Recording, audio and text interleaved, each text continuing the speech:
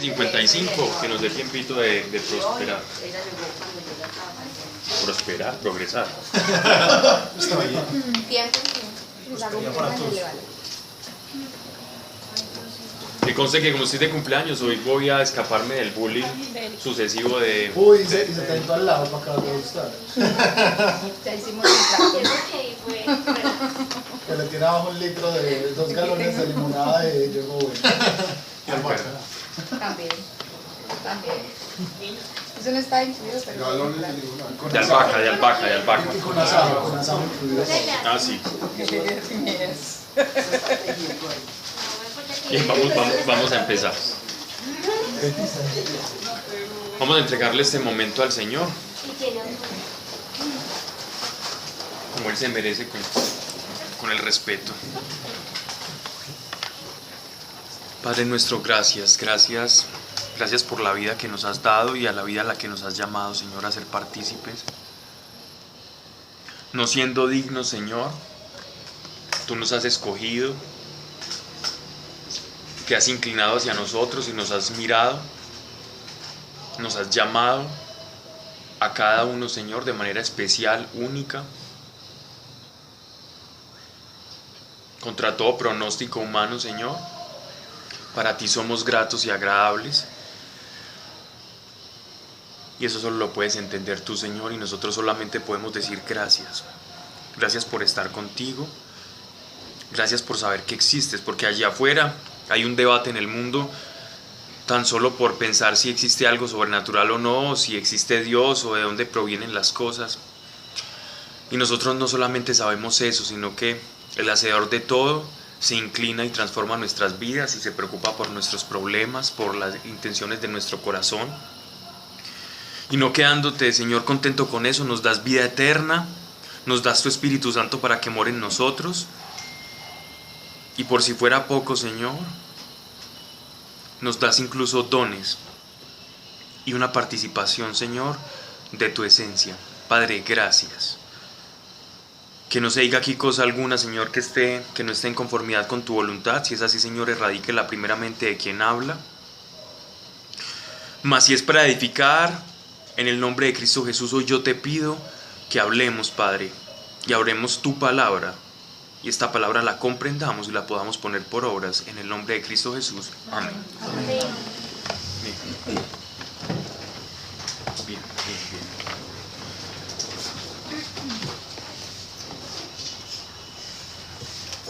Santiago capítulo 1 verso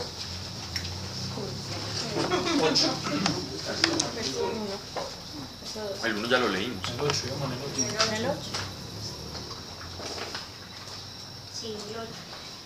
Y vamos a hablar. Él está hablando de la fe y de un principio que tiene la fe, ¿cierto? Él habla vamos a leer el versículo 7. Desde el versículo 1:6. Pero debe pedirle a Dios con fe sin dudar nada. El que duda es como una ola del mar que el viento se lleva de un lado a otro. No sabe lo que quiere, por lo tanto no debe esperar nada del Señor. A mí se me había escapado la clase pasada un detalle muy importante de este principio que nos enseña Santiago para producir y explicarnos lo que es la fe, ¿cierto? Aquí este es como un diagnóstico de lo que es la fe. Y es ser concreto. La fe es concreta. ¿Cuántos de nosotros hemos escuchado decir, que uno le pregunta a alguien que cree ser muy espiritual, hey, ¿qué querés? Lo que Dios quiera, ¿cierto? Y a veces decimos, lo que Dios quiera, que se haga la voluntad de Dios, ¿cierto? Y uno se siente espiritual por decir que se haga la voluntad de Dios. Pero les digo una cosa, la voluntad de Dios es tan vasta, es tan amplia, que decir que se haga la voluntad de Dios está bien, y nosotros lo decimos en el Padre Nuestro: Señor, hágase tu voluntad aquí en la tierra como es en el cielo. Señor, pero ¿cuál es tu voluntad? Porque si yo tengo una concepción de una voluntad de Dios muy amplia, muy ambigua, entonces la voluntad de Dios puede ser cualquier cosa acomodada a una circunstancia de mi vida. Mas si yo tengo cosas concretas de lo que es la voluntad de Dios para mí, de esas cosas concretas yo voy a poder demandar de acuerdo a mi fe y voy a poder esperar de acuerdo a la promesa. Entonces la fe tiene que apuntar hacia cosas concretas. ¿Ya? Y entonces miren que Santiago usa una analogía muy buena, que es la de la vela, ¿no? Es uno de los sistemas de propulsión más conocidos por el ser humano, y los fenicios y las primeras civilizaciones, es el uso de la vela para la navegación. Entonces mire pues lo que dice: pero debe pedirle a Dios con fe, sin dudar nada. El que duda es como una ola del mar, que el viento se lleva de un lado a otro. No sabe lo que quiere. Entonces, para que la fe sea eficaz, la fe tiene que apuntar a un punto. Tiene que partir de un punto A a un punto B. Pero ese punto B tiene que ser concreto. Entonces, la sabiduría nosotros se la pedimos a Dios, que lo habíamos hablado en la clase pasada, para saber cómo pedir. Cuando yo sé cómo pedir, tengo que saber qué es lo que voy a pedir. Una cosa es saber el cómo y otra cosa es saber qué. Si yo conozco los principios de Dios, sé cómo pedir, pero también hay que saber el qué pedir. Ya con los principios yo puedo saber el qué pedir. Y ese qué pedir, si yo no dudo, conforme a la sabiduría que Dios me ha dado, siempre se va a cumplir. Siempre, siempre. Siempre es siempre. Hay que pedir sabiduría. Quien esté falto de sabiduría, pídala a Dios y Dios la da. Lo bueno del Espíritu Santo es que Él tiene una pedagogía con nosotros para enseñarnos cómo orar. Y hay una oración que coayuda nuestra falta de sabiduría y el no comprender las realidades que atañen a cualquiera de nosotros en una determinada situación. Y es la oración en lenguas. La oración en lenguas coayuda a nuestra oración carnal, ¿cierto? Coayuda porque el Espíritu intercede por nosotros, bien sea por el don de lenguas o bien sea por unos gemidos o por un clamor que hay en nuestro espíritu, ¿cierto? Eso es un tema un poco más vasto, pero lo importante acá es que la fe tiene que apuntar hacia algo concreto para yo poder dar cuentas de mi fe. Si yo digo, mi única oración es: Señor, hágase tu voluntad, entonces va a ser muy complicado ver cuáles son los frutos de mi fe. Entonces tenemos que ser muy prácticos también en la oración.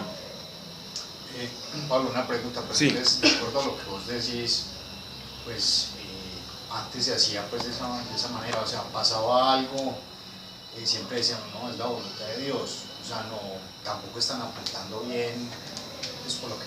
Estamos hablando de la oración, no que digan que las cosas pasan por la voluntad de Dios, es más en la manera de orar. Cuando yo oro, Dios, yo no sé qué decir: Dios, hágase tu voluntad en mi vida, hágase tu voluntad en mi vida. El problema es que de esa manera yo no voy a ejercitar la fe. ¿Por qué? No estoy diciendo que está mal decir que se haga la voluntad de Dios en mi vida. Lo que estoy diciendo es, si quieres aprender fe, tienes que tener cosas concretas hacia las que apuntar tu fe. ¿Sí me hago entender? Porque de lo contrario no vas a saber cuándo respondió de acuerdo a tu fe algo el Señor. Entonces no lo vas a saber y no vas a tener esa pedagogía y ese crecimiento en la fe. Si hay alguien que pueda tener más fe que otro, sí hay alguien que pueda tener más fe que otro. Todos tenemos fe. Algunos la ejercitan más que otros. Y en esa medida pues se va a decir, este hombre es un hombre que tiene más fe, en la medida que la ha ejercitado. Pero todos tenemos fe, aunque tenemos una gran ventaja, que Dios nos da Jesús nos da una ventaja muy grande en el Evangelio, cuando iba caminando con sus discípulos y pasa lo de la higuera, que él maldice la higuera como una parábola en acción para enseñarles a los discípulos. Y él les dice: en verdad os digo que si ustedes dijeren a ese monte que se desplace, él se va a desplazar, ¿cierto? Y les digo que si ustedes tuvieran fe como un granito de mostaza. Entonces él ya nos está diciendo: vea, aquí nadie tiene pierde. Usted dice que tiene poquita fe. Ah, bueno, con un granito de mostaza le basta para algo muy grande. ¿Sí se dan cuenta? O sea que decir que yo tengo poca o mucha fe no tiene por qué como desacreditarme o hacerme sentir mal o poca cosa, sino todo lo contrario. Con poquito puedo hacer mucho, siempre y cuando se aplico la fe de esta manera correcta y las cosas ocurren. Eso es poder de Dios para los hijos. Ahora, no es lo mismo la fe de una persona que no cree a una fe de un creyente. La fe de un creyente es una fe con unción. ¿ya? Y hay otra fe que es por medio del don del Espíritu Santo, que sí es diferente, que tú estás sin darte cuenta de algo y el Espíritu Santo implanta fe para conseguir algo, que Él mismo quiere implantar esa fe. Esa es la fe que viene como un don, como un carisma del Espíritu, ¿ya? Que viene en muchos momentos, o en algunas personas viene casi que constantemente. Y es muy bueno. Ok, era solo que quería redondear eso. Versículo 1:7. No sabe lo que quiere, por lo tanto no debe esperar nada del Señor. Necesita algo concreto. Pues el que duda es inestable en todo lo que hace. Volvamos al ejemplo de Santiago. La duda es como el viento, es como un velerito sin vela. La duda es como un velero sin vela, ¿cierto? Entonces vas en dirección. Entonces lo que están diciendo acá es, va de un lado para otro, va de un lado para otro. Cuando tu fe es dubitativa, cuando tu fe no va encaminada hacia un punto y no espera en un punto, entonces es una veleta sin dirección, que se hace llamar cristiano, pero nunca consigue nada del Señor. Y no consigue nada del Señor porque no apunta hacia un punto en el Señor. Y Él le está dando viento todo el tiempo. Todo el tiempo el Señor nos está dando viento. Suponiendo pues el ejemplo de la barquita, del velero. Cuando nosotros elevamos la vela y ponemos dirección, aprovechamos como los principios de lo que Dios nos ha dado, y ya la vela empieza a tomar rumbo. Y comienza nuestro barco, que es nuestra vida, a dirigirse hacia un punto, ¿cierto? Entonces no dudemos para que no seamos como esto. Vamos al Santiago 1:9. La duda no es pecado. Pues el que duda es inestable en todo lo que hace. Ahora, ya él aquí ya va a empezar a hablar de otra cosa que va un poco encadenada a esto. Un poco es un poquito. El hermano de condición humilde no se avergüence de ser pobre. La traducción aquí humilde, digámoslo así, que no sería la correcta, ¿cierto? Porque aquí están haciendo la similitud entre humilde y pobre. Usted puede ser un pobre soberbio o puede ser un rico muy humilde. La riqueza no hace a alguien humilde o a alguien soberbio. Eso no tiene nada que ver.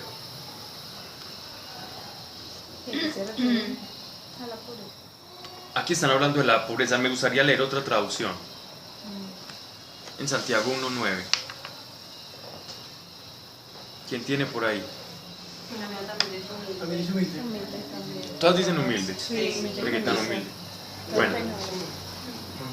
Bueno, el hermano de condición humilde no se avergüence de ser pobre, porque Dios lo ha puesto en un lugar de honor.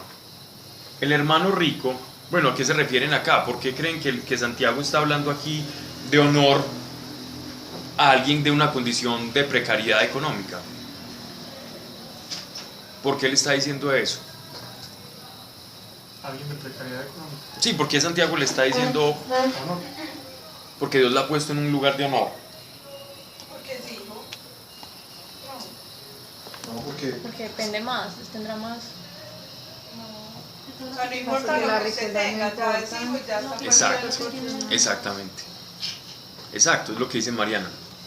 Él está diciendo, hombre, usted es hijo de Dios, usted es hijo del rey, usted es hijo, por lo tanto usted está en un gran honor. Desvíe su atención y no se enmarque por lo que usted posee, sino por lo que es usted. ¿Le están hablando a quiénes? A judíos. Recuerden que esos son los primeros conversos de los judíos. Recuerden ustedes que los judíos tuvieron, nosotros hablamos de las diásporas, que diáspora en griego significa dispersión. Los judíos han tenido, no voy a contar el holocausto y las migraciones ya como en estos años modernos, pero en la antigüedad los judíos tuvieron tres grandes cautiverios o tres grandes diásporas. La primera diáspora, o sea, la primera dispersión, fuga masiva de judíos de su sitio natal, Israel, tierra de Canaán, la tierra prometida. La primera fuga fue por asirios, fueron los asirios. Los asirios entraron a Israel. Israel estaba dividido en ese tiempo entre Israel norte, que la capital era Samaria, y Israel del sur, que la capital era Judá, ¿cierto? Israel del norte fue puesta en cautiverio por los asirios. Entonces los asirios los tomaron todos, a todos los israelitas, los barrieron con todo. Y los de la tribu de Judá sí alcanzaron a defenderse y ellos se salvaron. Entonces prácticamente fueron 10 tribus de Israel que fueron tomadas en cautiverio. Después de que los asirios tomaron a los de las tribus del norte, o sea, las 10 tribus menos las de Judá, esas tribus nunca volvieron a regresar a su tierra natal. Los judíos hablan de esto y le llaman las 10 tribus perdidas de Israel. Israel ya, a partir del cautiverio de Asiria, Israel se esparció por todo el mundo. Los israelitas se esparcieron por todo el mundo casi que obligados. Dios permitió eso y ellos se esparcieron. Empezaron a esparcir a Babilonia, a Siria, a Egipto, ¿cierto? A Elam, a otras partes en el norte de África, a España, a Roma. Asia Menor estaba infestada de judíos. De hecho, cuando uno lee los historiadores antiguos, griegos, latinos, persas, todos hablan de los judíos, de las grandes migraciones judías. Incluso hay un texto es un griego, un historiador griego, y él dice, por favor, es que hasta en los lugares más recónditos uno siempre ve un judío judaizando gente allá.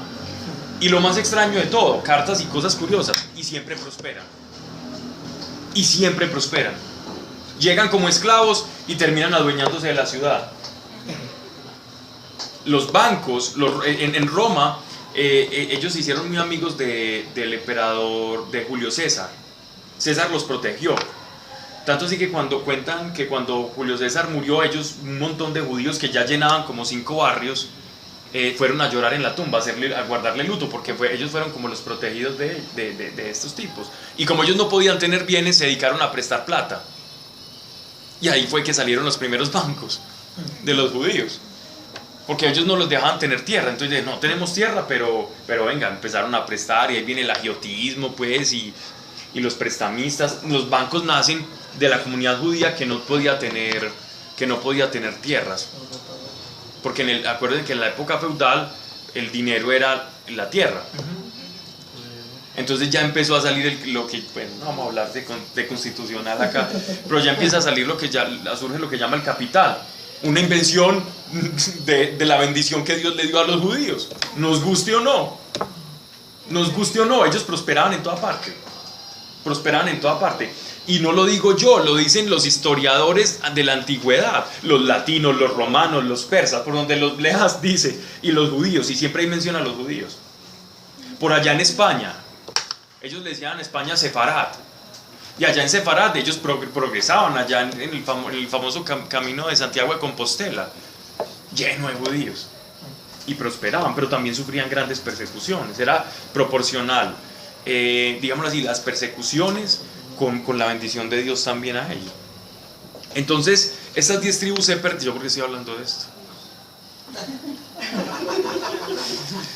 Total, estas 10 tribus se dispersaron, ya sé por qué. Se dispersaron por todo el mundo.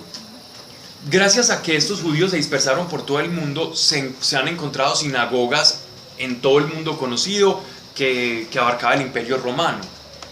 Y gracias a que esas tribus tuvieron una dispersión, fue que el cristianismo llegó hasta donde llegó. Porque el cristianismo primero se predicaba en las sinagogas, y en las sinagogas de la diáspora. Cuando Pablo llegaba a un lugar, siempre llegaba a predicarle a los judíos, nunca a una casa gentil, salvo que el Espíritu Santo lo pusiera o le revelase a alguien en el camino, porque él no perdía el tiempo para predicar. Sin embargo, ellos siempre llegaban a una sinagoga y le predicaban a los de la diáspora. A estos judíos es que les está hablando Santiago. Todo eso para decir eso, bueno. Pero Santiago les está escribiendo porque en la diáspora, entonces los judíos que ya tenían tantas heredades y eso, todavía veían mucho como la diferencia entre la bendición de Dios dependía mucho del grado de bendición material. Entonces, como él estaba educando a unos judíos tan judíos en el cristianismo, y él como heraldo del evangelio, como apóstol, él tenía que enseñarles cuál era la diferencia o cómo se complementaba el Antiguo Testamento y el Nuevo. Entonces él les está enseñando, no, mire, es que usted no es por lo que tenga, la bendición ya es por lo que Dios hizo por usted espiritualmente, ¿cierto? No discriminen como discriminaban antes a las personas, porque el judío discriminaba, el pobre es porque no cumple la ley, porque Dios no lo bendice. Él les está abriendo los ojos a todos esos judíos de la diáspora y les está diciendo, miren, las cosas en la gracia del Señor ya no son así, ya no son así. De las 10 tribus de perdidas de Israel se ha escrito mucho, hay cosas muy interesantes, de hasta dónde llegaron personajes de esas tribus perdidas. Hay incluso documentación de israelitas de la diáspora por allá en casi desiertos africanos, y se han encontrado tablillas en hebreo y cosas y personas y tribus por allá, negritos semidesnudos, diciendo que tienen contacto, que ellos conocieron la ley de Dios. Y hay un estudio bien interesante de eso. Algunos incluso se inclinan a pensar que ellos llegaron, y hay evidencias también, que ellos llegaron a América y tuvieron contacto con los Cherokee, con los Hopi, con los Anasazi en Norteamérica. Y en Sudamérica también algunos también dicen. Y hay evidencia, es decir, hay cosas que no son descabelladas y que no están inventadas, ¿cierto? Entonces, al que quiera leer, hay mucha literatura en internet, cosas malitas, pero hay literatura seria al respecto. Bien. El hermano de condición humilde no se avergüence de ser pobre, porque Dios lo ha puesto en un lugar de honor. Bueno, eso, digamos que eso explica un poquito todo. Santiago 1:10. El hermano rico no se avergüence cuando Dios lo humille, porque el rico desaparecerá como la flor de la hierba. Este lenguaje, esto que está diciendo aquí Santiago, es prácticamente como si uno estuviera leyendo el libro de sabiduría, Proverbios, o el libro deuterocanónico del eclesiástico. Está hablando en puro lenguaje Antiguo Testamento, con sentencias del Antiguo Testamento, para un público muy judío. ¿Qué les está diciendo? Un poco como lo que hablábamos en Eclesiastés, que su vanagloria, o que lo que haga gloriarse a usted, no dependa de su posesión. Busque su verdadera posesión, que lo otro ahí está y es bueno, y ya sabemos que es bueno porque lo leímos en Eclesiastés, eso es bueno, pero hay algo mejor, que el otro simplemente sea un adorno, no más. Que recuerden, Santiago 1:11, cuando sale el sol hace calor y se seca la hierba, la flor se cae y ahí termina su hermoso aspecto. Así pasa con los ricos, en un momento los vemos ocupados en sus negocios y de pronto mueren. Sí, es lo mismo el Eclesiastés, les está diciendo, recuerden, el que tiene todavía su concepción en la materialidad de las cosas, todavía no ha comprendido la grandeza de Cristo. Porque nuestro tesoro está en los cielos. Nuestro tesoro está en los cielos. De esto hemos hablado tanto que yo creo que puedo pasar de largo, ¿cierto? ¿Quién dijo sí? Sandra. Afortunado el que mantiene la fe cuando es tentado. Este pasaje es da tanto de qué hablar. Afortunado el que mantiene la fe cuando es tentado, porque recibirá el premio de la vida eterna que Dios ha prometido a los que aman. Afortunado el que mantiene la fe cuando es tentado. ¿Qué es la tentación? ¿Qué es la tentación? Pablo, cuando dice habla de corona de vida, se está refiriendo a la salvación. De Estéfanos. Sí, de la... O sea, que están hablando de una tentación que lleva es como a desviarse del todo del camino, no es una tentación como cotidiana. Pero yo pensaría que por precisamente cuando se está hablando de salvación, de corona de salvación, se está refiriendo a una tentación de desviarse, es decir, de alejarse de Dios, De no perder de una fe. tentación de lo cotidiano. Mira, lo que estás diciendo es cierto si lo escribiera el apóstol Pablo. Si lo escribiera el apóstol Pablo, así es. Pero en este caso él lo está escribiendo para judíos. Ya te voy a decir cuál es la diferencia. Si el apóstol Pablo lo escribiera, el apóstol Pablo la tenía clarita con la división entre el mundo gentil y el mundo judío, porque él era el apóstol a los gentiles. Pero en este caso, él está hablando de las obras, de las obras que nosotros hagamos acá, cómo son compensadas en la vida eterna, sí. Pero esa es como la introducción para hablar de las obras y la fe, de las obras versus fe. ¿Sí me hice entender o no? Sí. Okay. Pero quedamos sin saber cuál era la tentación ahí. Entonces, ¿qué es tentación? ¿Cómo la prueba? ¿Qué es tentación? Hacer lo contrario a lo que Dios nos dice que hagamos. Pues es una, No, porque es la oportunidad. Es como una propuesta, como una invitación. Por sus propias pasiones. Como la debilidad. Eso dice ahorita. Todo aquello que se le presenta que lo aleja a uno de Dios. Lo vamos a poner muy simple. Tentación, No, mentira. sí, Son es un vicios deseo. Es un deseo. malsanos. La tentación es deseo. La propia concupiscencia que en el corazón. eso dice ahorita. Y lo vamos a explicar. La tentación Una invitación. es un deseo. Es una invitación También. a hacer. Es una invitación. Es una invitación que nace de mí, ¿cierto? Pero entonces la tentación es deseo. Es desear algo. Eso es tentar. Cuando yo deseo algo contrario a la voluntad de Dios. Sí, tentar. Tentación es desear algo contrario a la voluntad de Dios. Entonces miren esto, afortunado el que mantiene la fe cuando es tentado. O sea, que no cae, pues. Que mantiene la Que fe. la resiste. Que se mantenga en Dios. Pero también hay una tentación para no creer. Como Claro. no creer la promesa. Claro, es que es precisamente No eso. importa si cae o no cae, pero sigue estando convencido. Claro. Porque recibirá el premio de la vida eterna que Dios ha prometido a los que lo aman. Esta tentación en este caso se está refiriendo a quien pierde las riquezas. Estamos hablando de una época en que la iglesia no sufría persecución. Aquí no están hablando del martirio. Aquí esta carta fue escrita para la iglesia empezando. Esto es primero que todas las cartas de Pablo. Entonces ellos todavía estaban pasando muy bueno. Entonces aquí simplemente están hablando de, mira, hay unos judíos en una sinagoga que recién se convirtieron al cristianismo. Unos son ricos, los otros están pasando unas circunstancias muy difíciles por alguna o X razón. Entonces les está diciendo, resistan la tentación. ¿La tentación a qué? A claudicar de su fe. Porque su fe todavía está muy material y están pensando ustedes, muy judíos, que Dios no, que Cristo o que el Espíritu Santo no muera en ustedes porque no los está bendiciendo. Aquí no están hablando de las caídas. No tanto, no están hablando tanto como en ese aspecto moral, sino en virtud como de las riquezas, porque es una carta muy para judíos. ¿Cierto? Por eso digo, si el apóstol Pablo lo dice, el apóstol Pablo sí se nos va hasta el séptimo cielo y nos baja y nos lleva y nos habla sobre el pecado inherente en el hombre. Este es más judío y más... De hecho, cuando uno lee este evangelio, esta carta, es parafraseando un lenguaje hebreo. Es que eso Es griego parafraseando hebreo. Eso es muy como el Salmo 1. Es eso, exacto.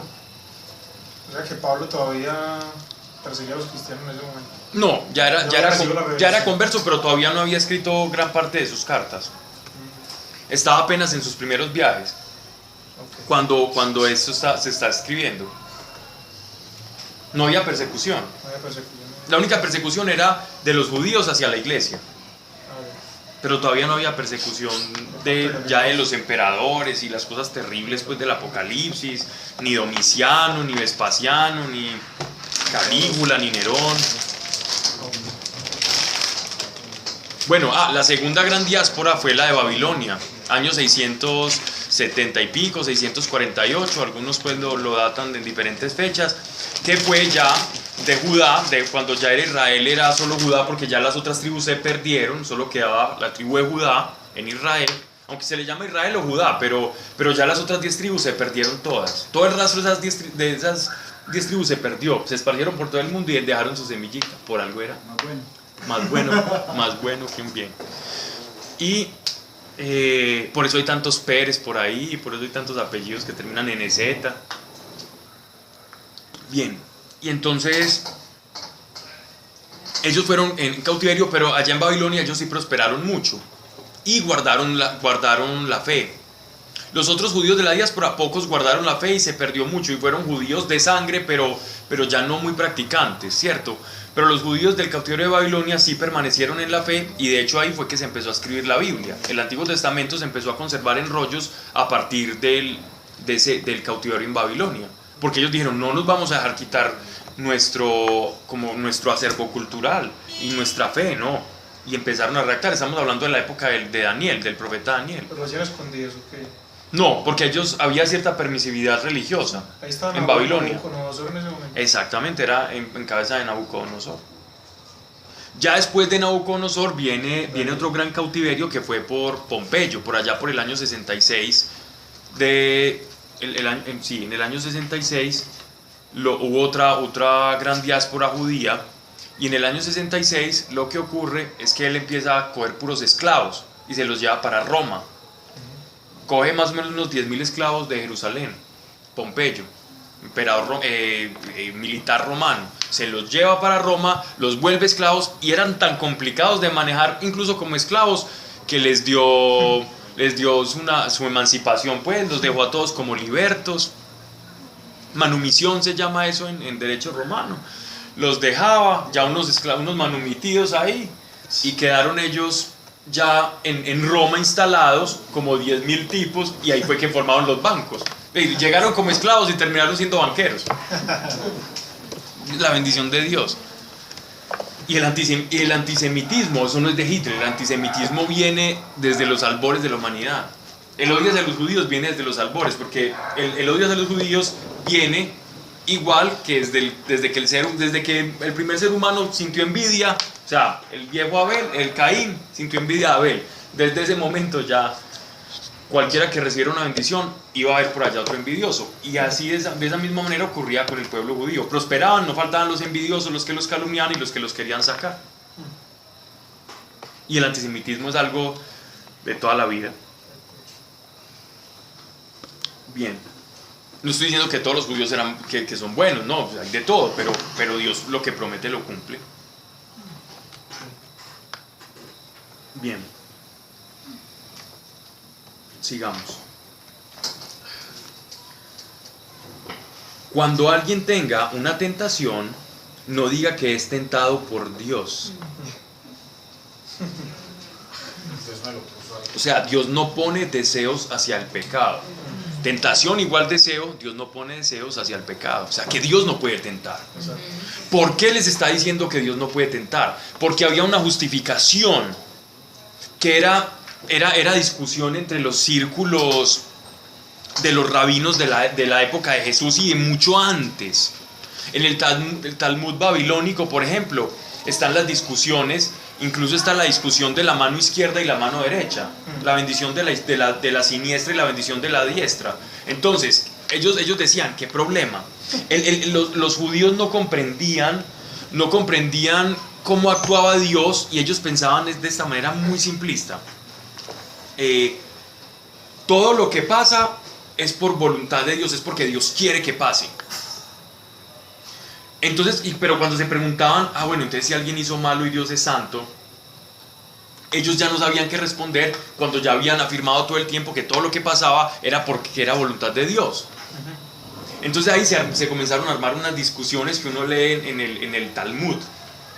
Yo he leído las discusiones, son muy simpáticas. Entonces los rabinos escriben: entonces está la tendencia al bien, la tendencia al mal en cada ser humano. Si Dios quiere, yo tengo tendencia al mal. Si Dios quiere, yo tengo tendencia al bien. Sabes que, Pablo, para que te interrumpa, pero mira, por ejemplo, estos días estaba viendo una entrevista que le estaban haciendo a un rabino. Ajá. Porque en Israel se está presentando mucho homosexualismo. Sí, Tel Aviv es la capital mundial. Y entonces le preguntaban al rabino por qué él aceptaba como los homosexuales y la Torá eso está prohibido. Él decía, es que yo sé que está prohibido, pero si Dios lo hizo con esa característica, yo tengo que aceptar la voluntad de Dios. Dice, ¿quién soy yo para cuestionar lo que hace Dios? Lo que estás diciendo ilustra perfectamente el pensamiento del Talmud babilónico y siguiente. Porque el judío no es capaz, no contemplaban, dentro de su teología ellos no contemplaban la voluntad permisiva de Dios. Es decir, cuando Dios permite algo, mas no lo aprueba. Ellos piensan que todo lo que Dios permite es porque lo aprueba de alguna u otra manera. Ellos no entraron en esa, porque ellos se quedaron en esa, como digámoslo así, como en esa revelación hasta ese punto. De hecho, el apóstol Pablo, uno le nota mucho de eso en la carta a los romanos. Uno le nota mucho de eso, pero como él, con la revelación del evangelio, él desenvuelve otra vez como esa maraña de discusiones del Talmud, y él la desenvuelve y él habla de la gracia santificante, de la renovación del espíritu, de la ley y del cuerpo de pecado. ¿Cierto? El apóstol Pablo como que le hace quite a esas discusiones y dice, mire, con el Espíritu Santo esto es diferente, hermano. Esto es diferente. Tenemos una inclinación hacia el mal, pero grande es el Señor y el Espíritu Santo porque nos muestra y pone su ley en nuestro corazón, y ya lo decía el profeta, ¿cierto? Pero sí es muy cierto. Entonces el judío, él le está diciendo eso a los judíos porque ellos pensaban, bueno, Dios puede tentar, es decir, Dios a ninguno de nosotros nos va a producir una inclinación hacia el mal, o nos va a desear, o nos va a hacer desear el pecado. Entonces uno dice, bueno, entonces ¿cómo así? Pero Dios sí pone pruebas. Pero es que una prueba es muy diferente a una tentación. De hecho, recuerden ustedes el pasaje de Abraham y su hijo Isaac. Cuando Abraham va subiendo al monte y le ensilla el burrito y toda la cosa, y le dice, bueno, entonces vas a sacrificar a tu hijo, al hijo de la promesa. Uno se pregunta, eso es una prueba de Dios. Eso ahí sí es una prueba. Sacrificar a su hijo es una prueba. Pero no es una tentación. Sí. En ningún momento él lo indujo a pecar.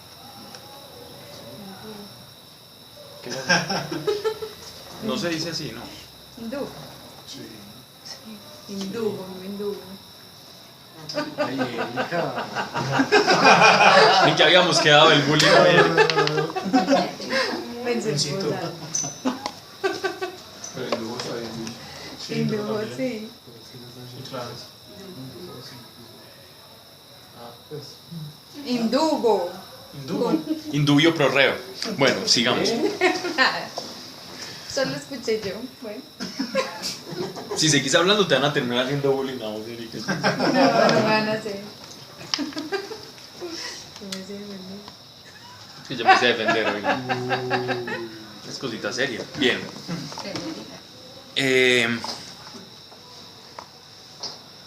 Entonces, Dios no puede tentar. Si Dios no tienta, entonces ¿de dónde viene la tentación? Dios sí puede probar, sí. Y en Isaac él probó la fe de Abraham. ¿Cómo probó la fe de Abraham? Dios ya sabía lo que iba a hacer Abraham. Todos sabemos que Dios es omnisciente. Al ser omnisciente lo conoce todo. Es decir, el futuro no es un problema para Dios. El futuro para Dios es el presente. O sea, que Dios sabía que Abraham no iba a matar a Isaac. Pero entonces, ¿cómo se dice? ¿Por qué probó la fe? Es decir, para que Abraham entendiera lo que es la fe. Entonces, la prueba es una enseñanza. La prueba no es para ver Dios si uno cae o no cae. Eso sería tentar. Por eso es muy diferente. ¿Cierto? Es muy diferente. Y por eso dice que Dios no nos da a cada quien más de lo que podamos soportar. Es decir, Dios no nos va a tentar. Dios nos va a capacitar y nos va a enseñar. Yo recuerdo cuando practicaba las tablas de multiplicar con mi papá. No lo recomiendo como tutor a nadie, pero... Bueno, pero me las aprendí. ¿Cierto? Y fue maluco, pero me las aprendí. Ahora yo puedo escuchar un sacerdote que decía que la tentación no está por encima de la libertad que tenemos. Exacto. También se podría decir de esa manera. ¿Nos explicas eso, por favor? Sí, no está por encima del libre albedrío, pues. Ok. Como este Como goza Erika. Ya, Erika, acaba de decir. No, no. Da pues. Yo estoy por ahí, es que en Juan 3. Para que todo aquel que en él crea. ¿Qué? Yo estoy leyendo esto.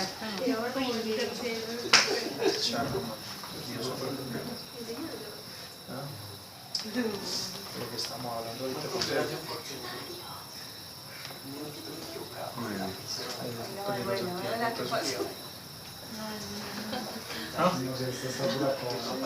Haciendo bullying. Ya. ¿Te acuerdas del papá niño de matemáticas? Bien, lo mismo. Mire pues, cuando alguien tenga una tentación, no diga que es tentado por Dios, pues a Dios no lo tienta la maldad, ni tampoco Él tienta a nadie. Es decir, Dios no tiene deseos por la maldad. Dios no puede ser tentado. La tentación, y yo voy a responder la pregunta, viene de dos partes.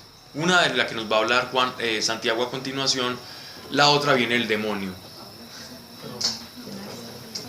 El demonio o el diablo es el tentador. De hecho, así le conocían como pues, llámelo Belcebú, Lucifer, Satanás, ¿cierto? Diablo o chamuco, que es el adjetivo preferido de Gatún. Y de Sebas también, y de todo el mundo ya. Se popularizó. Para comunidad de aprender a vivir. Muy bien, muy Sí. bien. Chamuco Y entonces, el nombre de ese ser es precisamente eso, es el tentador, el que nos está tentando, y él empieza a manifestar ese carácter en Génesis, ¿cierto? Con la tentación. La tentación a nuestros primeros padres. ¿Cuál fue la tentación? ¿Cierto? Y si comieres de este fruto. Es tentador, ¿cierto? Les inspiró un deseo. Esa es la verdadera tentación. Entonces, ¿cómo se empieza a producir la tentación? Cuando yo comienzo a desear, y empiezo a maquinar, y el deseo, y empiezo, ahí ese deseo, bueno, ya voy a hablar de eso. No, pero para eso el demonio tiene que conocer. Desear no es malo, depende de lo que desee. Pero para eso el demonio tiene que conocer qué es lo que uno es tentado, ¿cierto? Porque Claro, pues no todo el mundo lo tienta lo mismo. porque ellos ya habían escuchado que Dios dijo que de ese árbol no comían. Y el demonio Claro. salió de eso como, esto Sí, generó porque curiosidad. tiene que haber ley para que haya pecado. Y la única ley que tenían Adán y Eva era no comer de eso. Y fue la primera ley que quebraron, porque solo tenían eso. Sí. Por eso dice el apóstol Pablo, sin ley no hay pecado. ¿Cierto, Natalia? La carita. Bien. Santiago 1:14. Ahora él nos va a explicar. Uno es tentado cuando se deja llevar por un mal deseo que lo atrae y lo seduce. Uno es tentado cuando se deja llevar por un mal deseo que lo atrae y lo seduce. O sea, que la tentación es un deseo malo que uno comienza a maquinar. Luego el deseo malo da a luz al pecado. Luego el deseo malo da a luz al pecado. Y el pecado, una vez que ha crecido, conduce a la muerte. Tenemos la ecuación de cómo nosotros pecamos y cómo nosotros morimos espiritualmente. En otras traducciones no dice acá mal deseo, sino que dice concupiscencia, ¿cierto?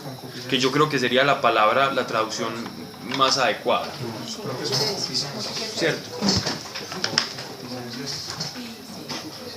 La tendencia a pecar, ¿cierto? Concupiscencia es la tendencia a acción. Hay algunos, por ejemplo, como Juan Calvino u otros teólogos del 1600, 1700 hacia abajo, posedad media, que hablaban estudiando esta carta y decían, no, concupiscencia y pecado son lo mismo. Pecado es pecado y concupiscencia es concupiscencia, y concupiscencia viene siendo como lo mismo. Santiago quiso expresar que era como lo mismo. Pero si uno se pone a leer y a estudiar aquí el griego, no es tan lo mismo. No es tan lo mismo. Él está hablando de 3 fases para uno caer. Entonces, está hablando de una concupiscencia. ¿Qué viene siendo aquí la concupiscencia? ¿Qué es lo que nos hace desear el mal? Inclinación al mal. Pensamiento. Sí, esa inclinación, eso es la concupiscencia, es una ¿pero por Una qué? idea. Por el deseo. Un pensamiento. No, nada, no sería El una deseo es la carencia. tentación. Un deseo, un Una pensamiento. carencia o algo así. Pero esa no es la inclinación Ajá. al mal que Placer, tiene el ok. corazón. ¿Pero qué es eso? Pecado original. Exacto, El pecado original. exacto. Eso es. Es esa herencia que nosotros tenemos de la primera tentación que sufrió el hombre y que nosotros cargamos. Casi que como si fuera una raíz. Es una tendencia. Entonces, como nosotros tenemos esa tendencia, por otro lado, los judíos tenían la ley. ¿Qué hacía la ley? La ley frenaba esa tendencia. La ley le decía, no, usted desea la muerte del prójimo, ¿cierto? Sí, hombre, pues no la desee porque eso lo lleva a la muerte. No la puedo desear. Entonces cuando la deseo, ya no la deseo y no la miro, ¿cierto? Los bienes ajenos. No, yo siento deseo del Lamborghini del vecino. Ya no lo voy a desear. ¿Cómo? El Gallardo. El gallardo. Bueno, en esa época seguro era un camello alta gama o algo así. Caballo de paso firme. Camello de paso firme. Caballo. Camello de paso firme. Con doble exhausto. Ay, Pablo. Usaste todo. Uy, no, parce. Sus filtros. Ni hablemos de un cheva. Ni hablemos de la emergencia. María Pablo. Yo nunca había llamado la Así pensaste en voz alta. Es así. Hombre, qué calor.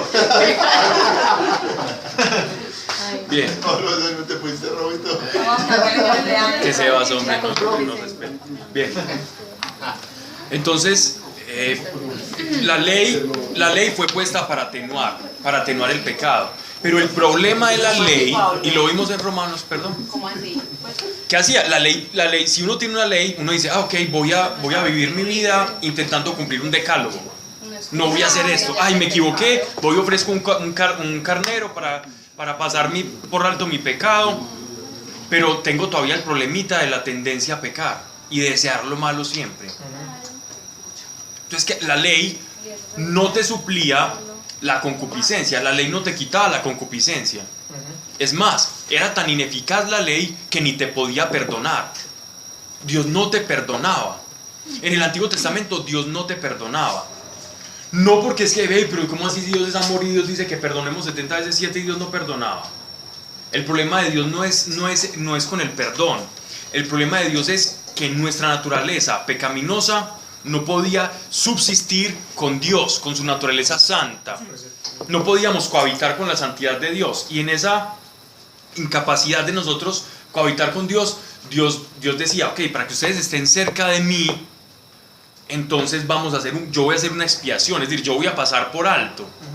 Pero el problema sigue ahí, hasta que yo venga en carne propia y mueran y entregue mi sangre por todos ustedes, que es la única que les va a cubrir a ustedes el pecado. Entonces, de esto es lo que él está hablando acá. Entonces, esa concupiscencia seguía ahí y eso era un problemita. Mas cuando viene el Espíritu Santo, ya lo que comienza en nosotros no es tener un decálogo, ni una lista de principios ni siquiera, aunque la tenemos, sino que tenemos verdaderamente algo que se llama un camino de santificación. Y en esa santificación, el Espíritu Santo comienza a poner en nosotros el deseo por lo bueno, el deseo por agradar a Dios. No porque lo estamos leyendo en un librito de imitación de Cristo y eso, que es excelente, pues. Y es bueno leerlo y uno puede practicar todo, pero el Espíritu Santo, si el Espíritu Santo no hace algo ahí, no hay verdadero fruto del Espíritu, ¿cierto? Todo lo que ponga el Espíritu es fruto del Espíritu. Todo lo que hagamos por nuestra propia fuerza es fortaleza del carácter, fortalecimiento del carácter, que también es bueno, loable, deseable y hay que hacerlo. Ya, lo que nace de la carne es de la carne y lo que nace del espíritu es del espíritu. Por eso nos es necesario nacer de nuevo. Y cuando nacemos del espíritu, entonces vamos a empezar a desear cosas espirituales. Pablo, en el Antiguo Testamento solo los profetas sabían que pues, tenían la imposibilidad de cumplir la ley, que venía el Mesías. Todos lo sabían. O Todos lo sabían. Todos sabían que la imposibilidad de ellos. Ellos lo sabían. Sí. Por eso ellos estaban Pero esperando un el castigo, Salvador. pero esperaban un castigo eterno o esperaban No. algunos esperaban el Salvador y otros Unos esperaban el Mesías. sí. Otros esperaban un profeta que les iba a enseñar todas las cosas. Otros más simplemente decían, si yo cumplo estos mandatos voy a vivir bien hasta que me muera. Solamente Ya. por vivir bien. No Sí. pensaban no veían en la vida eterna, pues. No, Ninguno, ni los profetas. algunos sí. Algunos sí tuvieron- como que atisbaron como cosas, ¿cierto? Pero no fueron muy desarrolladas, sino ya hasta mucho tiempo después, casi que hasta el 300 antes de Cristo. Y por esas personas que vivieron como que se murieron en esa esperanza, o sea, iban a ser también, así no supieran que había vida eterna también. También iban a ir para allá, Están con- porque ellos murieron esperando el Mesías. Y en atención a eso, el Mesías los iba a rescatar. Pero acá en Romanos dice que la justificación siempre ha sido por la fe, desde Abraham. Sí. Así Y ellos creyeron en Abraham y Abraham prometía a Cristo. te lo he contado por justicia. Es como vulgarmente hablar un ping-pong. Pues, ¿sí? Sí. Pam. Y bomba. Entonces, uno es tentado cuando se deja llevar por su propia concupiscencia. Voy a traducirlo en estas palabras, no como está aquí en la que yo tengo. Uno es tentado cuando se deja llevar por su propia concupiscencia. Entonces nadie puede decir, es que Dios me puso una prueba súper dura porque me mandó una cosa ahí que llegó. A ver, pónganme un ejemplo. Un ejemplo de algo que nos pueda tentar en un momento. Pues hay muchos, o ninguno. No, te llevo. El baloto. No. La lotería, así como- No, algo No, eso no. más. Antojarse de cualquier cosa y gastarse. Algo menos evidente que uno sepa que es que hay cosas muy escandalosas que uno no va a hacer, ¿cierto? Pero, Hablar del prójimo, ¿qué? por ejemplo, es que Dios me puso con un montón de viejitas jubiladas ventaneras a, Cámara Ah. de seguridad. ¿cierto? A hablar con ellos. Entonces yo empecé no, es que Dios, como me pusiste allá, entonces yo me puse a hablar, ¿cierto? No, por culpa tuya, pues. Exacto. Fue culpa de ella. Exactamente, fue culpa de Dios. A culpar a Dios por las cosas. Dios, es que es para qué me llevas allá. Chisme de la vida. Como todo es culpa de Dios, ¿para qué me llevas allá? Lo que está diciendo Santiago es, dejen de pensar como tradicionalmente se pensaba en los Midrash, en el Talmud, que es que Dios no tienta a nadie, que es que Dios no quiere eso, que es que a Dios no le gusta eso. Si usted pecó, no fue por una inclinación hacia su siniestra, o sea, hacia su izquierda, o hacia el mal. Usted pecó, no, y porque Dios lo quiso así. No, usted pecó porque dentro de usted hay un deseo que usted concibió, que usted empezó a lucubrar, que usted empezó a amasar y que sus ojos empezaron a desear y que terminó ese deseo materializándose. Y la materialización de ese deseo dio lugar a la muerte. Luego el deseo malo da luz al pecado y el pecado, una vez que ha crecido, conduce a la muerte. Es decir, aquí están hablando de ese pecado que, digámoslo así, que yo ya empiezo a ceder al pecado. ¿Cómo se manifiesta el pecado en nuestra vida? No se engañen, mis estimados hermanos. Todo lo que bueno que hemos recibido, todo don perfecto que viene de arriba, es de Dios, del Padre Creador de los astros del cielo, en quien nunca hay cambio ni sombra. Puro lenguaje semita. Él está diciendo, él está incluso usando, si uno lee aquí en griego y lo pasa al hebreo, en este texto él está hablando de los eclipses de sol y de luna, ¿cierto? Que aún los astros siendo tan grandes, ellos mudan, ¿cierto? Usted ve variación en ellos. Sin embargo, en Dios usted no ve variación. Dios solamente puede dar cosas buenas, porque Él es bueno. De Dios no puede salir nada malo. O sea, no usen a Dios, en el que no hay variedad ni mudanza. Y siendo el creador de todos los astros, Él no les va a dar nada malo. Todo lo bueno que ustedes tienen proviene de Dios, porque Él solo sabe dar cosas buenas. Pablo, yo creo que también pues se remite como a la justificación del hombre al no evitar de pronto el pecado. A veces, Claro. porque generalmente pasa eso y dice, no, ¿por qué me pasa esto? Sabiendo que, o sea, es como la justificación a algo que de antemano ya debiste haber como manejado. Sabías que estaba mal hecho. Allá. Nosotros somos especialistas en justificarnos, Diego. Nosotros somos, no es que yo era así, no, incluso somos ya tan astutos para justificarnos que nos justificamos en nuestro temperamento, carácter. Ah, no, claro, es que como yo soy flemático, es que como yo soy colérico, es que... Es que Dios ¡Ay, hueva! ¿Qué digo Alejandro? Se lo perdió. ¿Qué digo? Yo escuché. Se lo perdió. Como es que a mí me educaron así, es que a mí me pegaban chiquito, entonces yo pego grande. Es que Dios me hizo así. Es que El mundo me hizo así.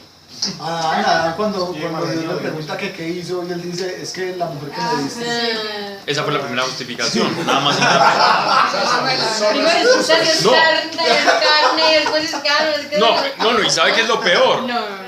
Que eso empezó, que eso era como un pan de queso maluco que sigan chutando todos. Que era la serpiente. Porque Sí, y la y después, serpiente claro, y después la mujer, y la serpiente fue la que me engañó. Si fueran chinos, yo no comido la serpiente. Fue la manzana. Se llama la mano. Ay, sí. Y ni les cuento a quién culpo el diablo, pero efectivamente la justificación está en boca de nosotros para evadir la responsabilidad que tenemos frente al pecado. El pecado es una responsabilidad plena y personal. ¿Saben cuál es el problema?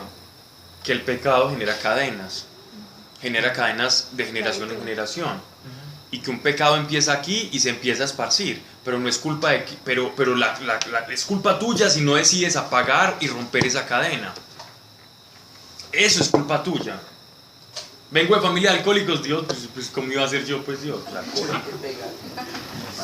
Usted sabía, rómpalo. Es que yo veía que mi mamá siempre decía, no, es que los hombres son malos, es que los hombres, yo también digo lo mismo, es que todos los hombres son malos. Rómpalo, porque Pío se va a ir a casar con un hombre malo. Ahora, Allá va a dar, allá donde apunte el ojo, allá va a dar.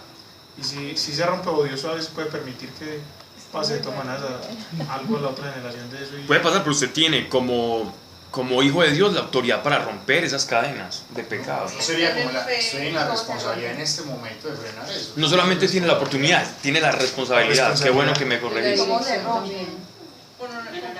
Declarando en el nombre de Dios. Primero conociéndola, conociendo cuál es el pecado, y ya conociéndolo ya usted lo puede atacar por su propio nombre. Claro. Pablo, yo tengo una duda con respecto a eso. ¿Por qué es tan difícil romper las cadenas generacionales? O sea, porque, por ejemplo... Por el desconocimiento. ¿De qué? De la cadena. No, porque, por ejemplo, yo he identificado varias, pues Dios me ha mostrado varias, ¿cierto? De mi familia, listo. Y yo me pongo a orar por eso. Por ejemplo... Que no tenga nada que ver con Daniel, pues. Dios me mostró que éramos No pongas en evidencia. esclavos de que Irán, toda la familia por parte de mi papá Pablo. Perdón, ¿qué? Prestaba atención. Tuve una pequeña distracción aquí con una servidora. Que Dios me mostró que todos éramos esclavos del que Irán por parte de mi papá desde el tatarabuelo. Wow. ¿Cierto? Entonces, toda la familia, no todo el mundo recibe la herencia generacional, pero tenemos problemas en la columna, ¿cierto? Entonces hay escoliosis, la gente queda paralizada por el que dirán. Es demasiado charro, pero pasa y le incapacitan pues a la gente. Allá de estar tu bisabuela y que estarán diciendo que van a decir. Entonces, listo, yo no estoy como enferma de la columna, pero sí no era, o sea, pues de escoliosis así, pero era muy maletona. Y cuando Dios me mostró eso, yo empecé a orar por eso y Dios me empezó a liberar, pero ha sido un proceso y a veces vuelvo a estar maletona. Entonces me pongo otra vez a orar por eso y yo corto eso, Pablo, o sea, yo he cortado la mano por eso, pero como que no se va del todo. Tenés finalmente pecado ya. Entonces yo no entiendo por qué no se acaba. Porque hay una inercia. ¿Qué es una inercia? Es decir, como cuando algo ya estuvo mucho tiempo en una posición, ¿cierto? Como si tomas un cauchito o algo O sea, y ya la está. espalda, pero no es la herencia generacional. No, me estoy refiriendo a la herencia generacional. Ya tuvo tanto tiempo en un punto que entonces Trata otra vez de volver a su posición. Eso, el diablo como que viene a atacar ahí. No, ya es la inercia de tanto tiempo que ocupó ahí. No, el pecado de la generación en generación, ¿cierto? Que ocupó ahí. La tendencia. Hay que romperlo. De la misma manera en que cogió fuerza, de esa misma manera se coge fuerza para reprenderlo y combatirlo. No hay ningún problema. La No, tendencia pues de es la normal familia. que Necesita tiempo. O sea, la inercia, la tendencia de que uno Sí, claro. a seguir pensando en lo que dirán. ya aquí no Eso pasa sí nada. te digo. A veces sí sale de un día para otro, ¿cierto? A veces sí sale de un Eso, sí. O a veces simplemente ya, porque Dios ya perdonó. En el mismo momento en que nos arrepentimos y pedimos perdón, ya nos perdonó. Otra cosa es como la consecuencia física, que sí la puedes cortar y Dios puede hacer eso de una. También el caminar, ese caminar así agazapado también tiene muchas veces que ver con la autoestima también. Así no sé, ya Dios me lo sabe. María, que a mí le mandé decir que corte zapato del mundo. Nadie me quiere hacer caso, Pablo. Pero yo le digo, yo bueno, Con una maleta por aquí. Bueno, Ellos cogen la bendición de rémoras ahí. De repente, todos nos pegamos ahí. sí, eso es súper chévere, pero ahí les va a tocar. Muchas Eso. gracias por compartir. Ok. No, yo quería o sea, que toca seguir orando por eso. ¿Tú sientes que no ha Que no estoy claudicado, terminado, finiquitado? Pero es que yo he visto que eso, o sea, también uno puede romper con esas cosas, pero igual Dios, he visto yo, se vale muchas veces de eso para enseñarnos cosas. Claro. Y llega el momento en el que Dios lo rompe. O sea, eso ya está roto, ya está hecho. Es como cuando Dios dice, es que todo yo ya lo tenía planeado desde antes de la fundación del mundo. Ya las cosas estaban hechas. Entonces ya está hecho, pero tendrá su cumplimiento en el momento en el que Dios diga, ya es tiempo. Entonces ya está roto, ya está roto. Eso sí, eso es como, es mi O pregunta. sea, ¿Es normal yo pensaría que si vos tenés la fe, ya considera eso roto. Es decir, tu generación no va a sufrir Es eso. como el Ah, caso. no, yo soy sí. Mari, es como el caso de Isabel con lo del alma, Poco a poco. que Dios la ha ido sanando, exacto. Y le enseñó en el tiempo. Es que, Señor, le mostró eso. ¿cómo lo va a hacer Dios? No sabemos. ¿Qué lo va a hacer? Sí lo va a hacer. Pablo, El tiempo tampoco lo sabemos. ¿Qué lo va a hacer? Lo va a hacer. y cuando habla del pecado que habita en mí, Eso es Romanos. por eso entonces Se está refiriéndose a esto mismo. pues como que está en la carne y no se va a quitar sino hasta que llame. Lo O sea mismo que el igual mi deseo. deseo Pero interior es No, otro. es refiriéndose como al pecado original. Ah, ya. Original. Más que a un pecado específico. Ujú. Acabamos de resolver la historia. El misterio. Sí. Sí, no, no, no. Bueno, entonces, Santiago 1:18. Uy, este uno sí tiene Arrendido, versículo. arrendido. Dios, por su libre decisión, nos dio nueva vida por medio del mensaje de la verdad, para que nosotros fuéramos lo mejor que se le ofrece a Dios de la creación entera. Dios, por su libre decisión, o sea, nada en nosotros, pura gracia, nos dio nueva vida por medio del mensaje de la verdad, para que nosotros fuéramos lo mejor que se le ofrece a Dios en la creación entera. Él les está hablando, ellos estaban muy familiarizados con este concepto. ¿Recuerdan ustedes la fiesta que los judíos celebraban que llamaban la fiesta de las primicias? De darle lo mejor. La fiesta de las primicias era cuando ellos tenían una cosecha, lo mejor de los frutos lo ofrecían al templo, se lo ofrecían a Lo que Dios. hizo Adán. Pues la dan todo, ¿no? Lo quiso Adán y lo quiso Abel. Pero eso es para ellos cuando Dios cuando les dio Moisés al faraón que los dejara celebrar la fiesta. Bueno, era Exactamente, sí, pero creo que ahí iban a celebrar en la Pascua. la Pascua. Era la Pascua que iban a celebrar, pero sí era una fiesta de esas. No la Pascua, pero sí era la fiesta de las primicias, y ellos celebraban entregando y ofreciendo, digamos así, como lo mejor del fruto de la cosecha a Dios. Lo que Santiago les está diciendo a ellos es, ustedes son las primicias, ustedes son lo mejor, lo mejor que Dios seleccionó y los separó. Eso es la iglesia, esas son las primicias de Dios. Se nota.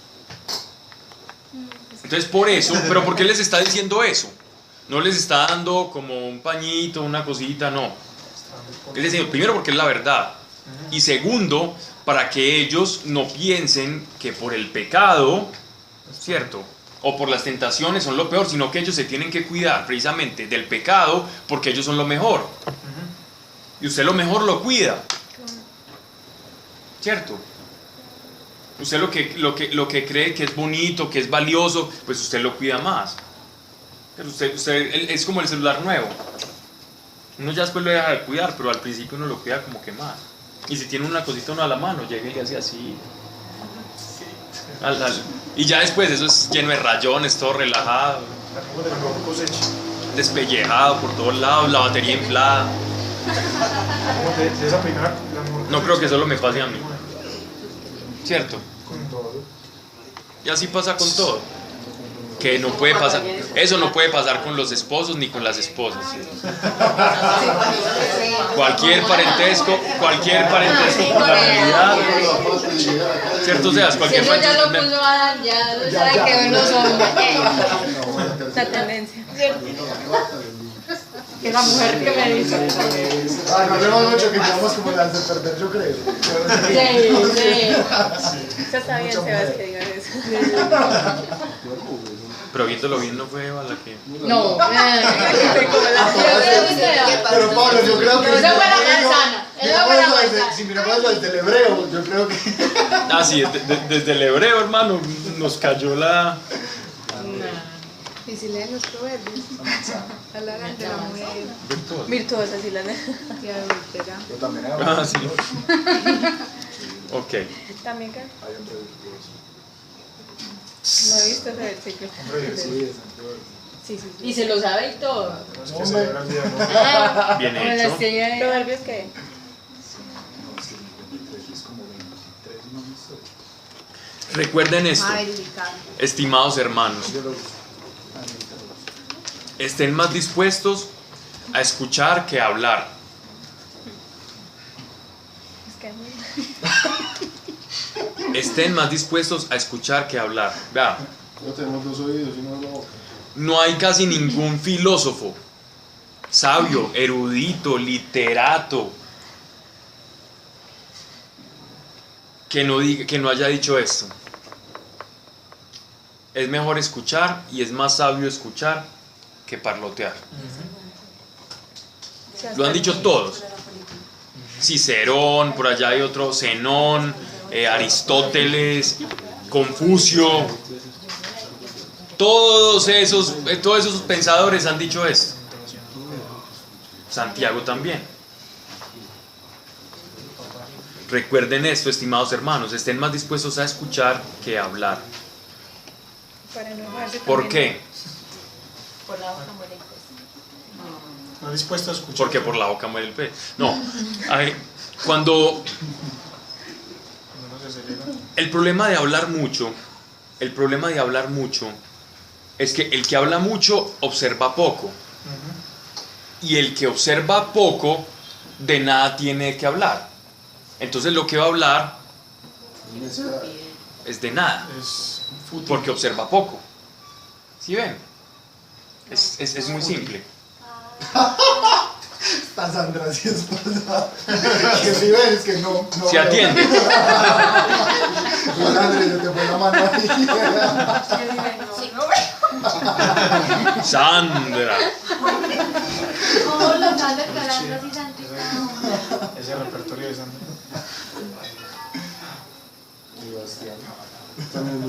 Sí, sí, sí. El necio observa poco y habla mucho. El necio. Entonces le toca repetir mucha cosa. Hay que conste que yo estoy dando la clase.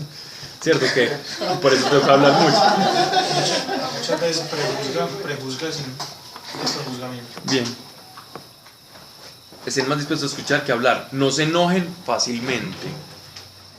El que vive enojado no puede vivir como Dios manda. Pero entonces sí está permitido enojarse. Lo que pasa es que no fácilmente. Pero no fácilmente. Sí, airados, pero no pequéis.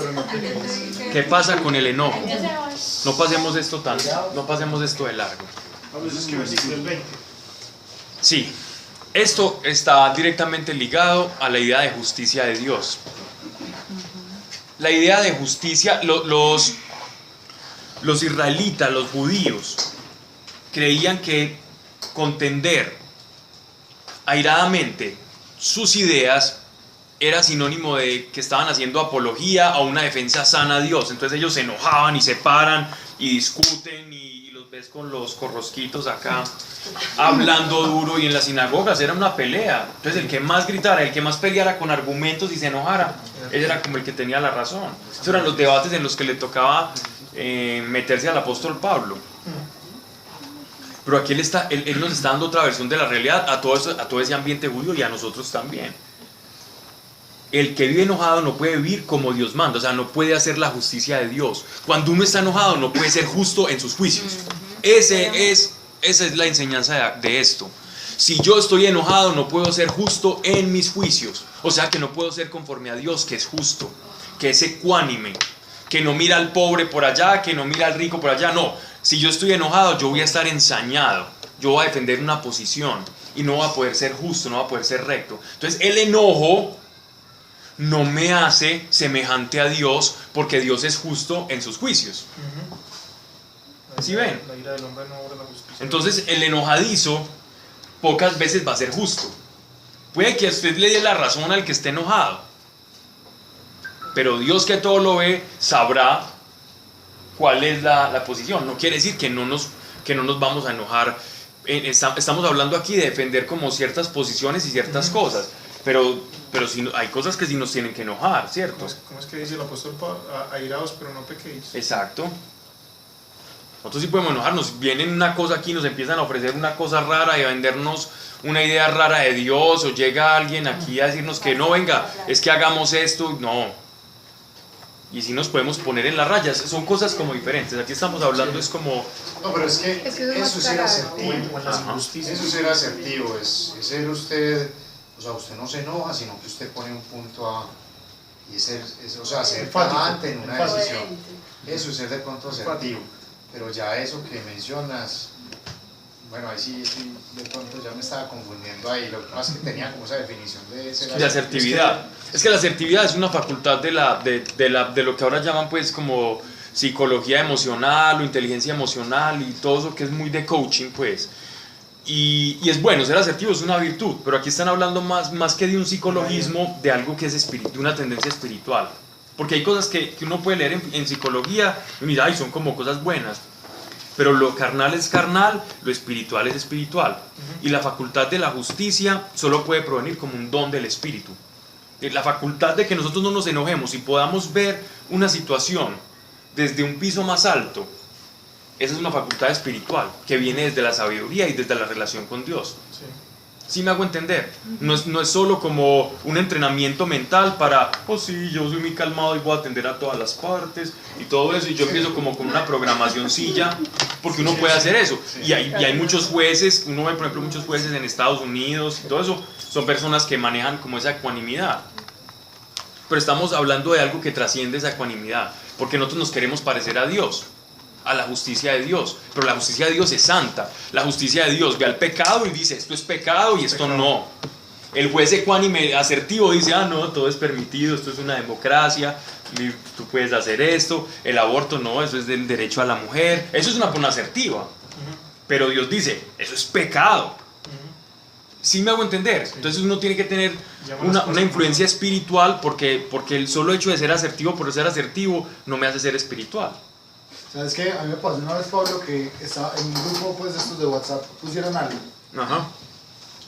Y a mí me dio rabia, como ¿sabes que cuando son el celo por tu casa me consume? Sí, como de Dios, a mí es como me tocara a mi papá. Sí, claro, entonces, así es. Me dio mucha rabia y con rabia dije algo que era cierto y era verdad, y si uno lo mira lógicamente, es verdad. Razón. Pero Dios me dijo, la embarraste, porque la intención con la que la hiciste no fue la correcta. Exacto. Que es como más o menos eso que estás diciendo. Total, eso ilustra perfectamente eso. Pablo, de hecho... Airaos, pero no pequéis. Pablo, de hecho, la ira es un atributo de Dios. Sí, pero la ira de Dios es una ira diferente, o sea, un poco como Jesús en el templo. Ajá. O sea, es una ira, pero que se molesta por las injusticias, por lo que va en contra de la palabra de Dios. Exactamente. No es como la ira nuestra que es distorsionada. Exacto. Y esa ira solo la puede tener un juez. La ira santa solo la puede tener un juez. Nosotros no somos jueces. Ninguno de nosotros está autorizado para juzgar. Ninguno. Nosotros podemos juzgar un pecado como pecado. O una doctrina. O una doctrina. Y hay que juzgarla. Cuando hay que juzgarla. No, es que Jesús él no murió realmente, eso fue una cosa aparente. lo puedes juzgar. Pero nosotros, al que no podemos juzgar es al ser humano. Ahí sí, lávese las manos, que el Señor se encarga, porque el Señor es perfecto, nosotros no. Es que usted es un pecador, es que usted hacía eso. No, Señor. Usted solo diga que está mal y que está bien. A la persona se la quieta. Sí. Que usted no es juez. Porque usted es parte. Ajá. Y usted también va a ser juzgado. Y si usted no juzga, no será juzgado. Si usted juzga, será juzgado. Si usted condena a su hermano, Será. ¿Por qué? el dedo de Dios ya lo está señalando. Más si usted no condena, el dedo de Dios está actuando proporcional a cómo usted actuó. Porque Dios es justo. Pablo, yo tengo una pregunta. Si yo perdono, seré perdonado. Exacto. Si yo no perdono, nunca voy a poder perdonar. Diga. El juzgar es cuando uno lo dice. No, el juzgar es una actitud del corazón. Dígala o no la diga. Pero es mejor no decirla. Ya. O sea, si lo sintió. Pero es mejor no Es decirla. demasiado difícil. O sea, yo le estoy viendo demasiado al Espíritu Santo y lo voy a confesar porque eso me libera más del pecado. Que, o sea, mi mente es horrible. ¿Sí entiendes? Yo como que... Nada nuevo, Marianita. No, pero, o sea, yo me pues, no, pues, Mari, pero es que Que me haga quedar mal. no, eso es lo que estoy preguntando. Murmurar y otra juzgar. Pero cuando mi mente se pone como, pues esta persona, ¿por qué dijo eso? O eso es, pues como que... Pero hay que entender que es juzgar. Sí. Por eso es lo que estoy yo preguntando. Juzgar no es usted cuestionar lo que alguien diga o no. Porque eso es criterio, ¿no? Juzgar no es que a usted le parezca tonto o sabio o pendejo o lo que alguien diga. Eso no es juzgar. Porque si alguien está emitiendo un mensaje, usted está autorizada plenamente a juzgar ese mensaje, no a la persona. Pero si es a la persona, esta Sino que persona usted, tan... que a partir de eso lo clasifica. Bueno, sabemos que como decía Forrest Gump, el tonto dice tontería. El sabio. No, pero... No, me refiero a lo siguiente. No. Sí, eso fue lo que dije. Pablo, no me está ayudando. O sea, yo cómo sé cuando estoy, o sea, porque por ejemplo, alguien dice algo y yo no estoy de acuerdo. Pues, pero yo No estás de acuerdo con lo que dijo. Otra cosa es que emitas un juicio sobre la persona. Esa persona dijo algo que no estás de acuerdo. El apóstol Pablo no está de acuerdo y regaña a todo el mundo en un montón de cartas. Pero él no lo está juzgando, él está condenando lo que están haciendo. Venga, yo quiero decir algo ahí. Que es muy diferente. Que en Gálatas, el mismo apóstol Pablo dice: si vosotros que sois espirituales, si en algún momento algún hermano ven que falla en algo, reprended con espíritu de mansedumbre. No sea que tú mismo seas tentado. Es como cuando ya establecemos sobre una persona. Es mentiroso, es ladrón. Eso Y sí la es ciudad algo tan mal. que ellos no le conviene. Exacto. Sí, eso, pero por ejemplo ¿Qué? eso. O sea, no te metas con ese que tipo no es de confianza, ese tipo es un ladrón, ahí le estás diciendo que la persona es algo. Algo que hizo con uno que simplemente fue un error que cometió. Entonces mi pensamiento allá Que adentro lo que es cometamos, tan no, loco. eso es problema de él. La loca de Es de que se le pierde referir a él. Que vale entender mi pensamiento, pero es igual Dios también lo quiere manejar, ¿no? Como Siempre, claro. ese pensar como tanto mal de las Es que el juicio, hay juicio y hay prejuicio, ¿cierto? Empecemos por definir qué es cada cosa, ¿cierto? Prejuicio es hacer un juicio antes de un conocimiento de la realidad. Entonces yo veo por primera vez una persona y la veo de Rastafari, ¿cierto? Qué cochino. ¿Por qué? Juzgaste. Todo rastro. Exacto. Entonces uno dice, no, este es un bola de mugre, este está escuchando Silvio Rodríguez. Ricardo Pablo, no. vos cuenta que sale a la calle por Dios. Es marihuanero. Ese es pecado. Ese es juzgar. Ese es pecado. Cierto, entonces usted ¿qué onda, Natalie? ¿Qué pasó? Lo de Silvio Rodríguez. Pablo, será ahí. Ayuda a decir eso, que escuchaba a Silvio Rodríguez. Seguimos en el clavo. Bueno, estamos haciendo una Es un exposición. ejemplo. Sí, ¿Alguna vez han visto que por fe se mueva una montaña? Pues? No, pero es chica, eso sí han visto. No, digamos que le gusta el Rastafari y por allá escucha música protesta, bueno, eso pasa. ¿Cierto? Bueno, eso es Yo prejuzgar. escuchaba música hebrea y heavy metal, pues, olvídate. Sí. Eso es prejuzgar, entonces juzgar. Un prejuicio es que yo ya lo Antes veo de. y ya por eso yo ya digo, no, este vive en esta parte, este come esto y este se va a casar con esta. Y este es un esto, como una impresora de esas. Bueno, el caso es que usted... El que lo entendió, ¿cierto? Usted... Ay, no, yo no. Solamente un chiste Esos son chistes falsos. Un chiste para el ingeniero, Ok. No nos quedemos en el chistecito. Venga, lo importante es que un prejuicio es terrible. El juicio, por lo menos, usted tiene evidencia de algo. Que no debe, pero por lo menos tiene evidencia. El prejuicio es peor que el juicio. Claro, porque el juicio el prejuicio es ridículo. Es mentira al cuadrado.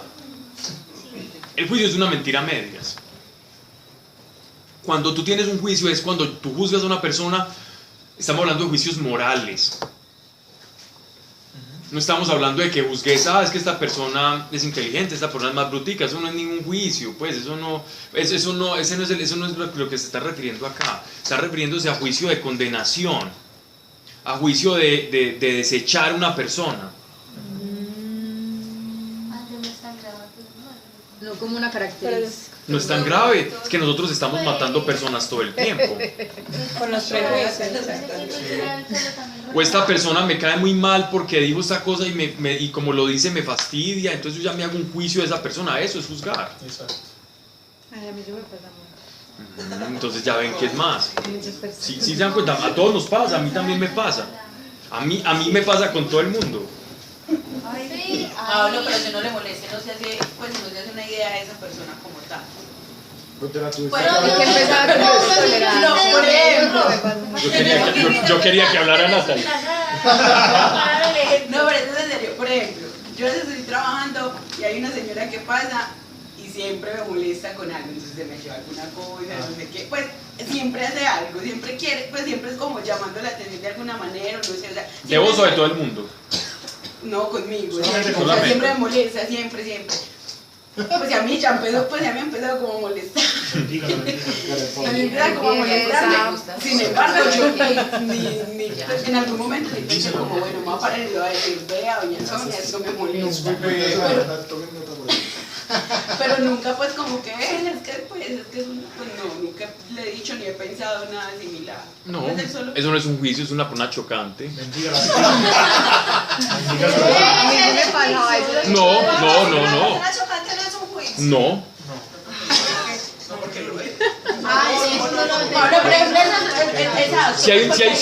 Si tenés una persona, si tenés un amigo, no voy a dar ese ejemplo, pero si tenés una persona, bueno, si una persona, un amigo que siempre te saltó a los y te coge y te abraza todo el tiempo y uno ya media hora así.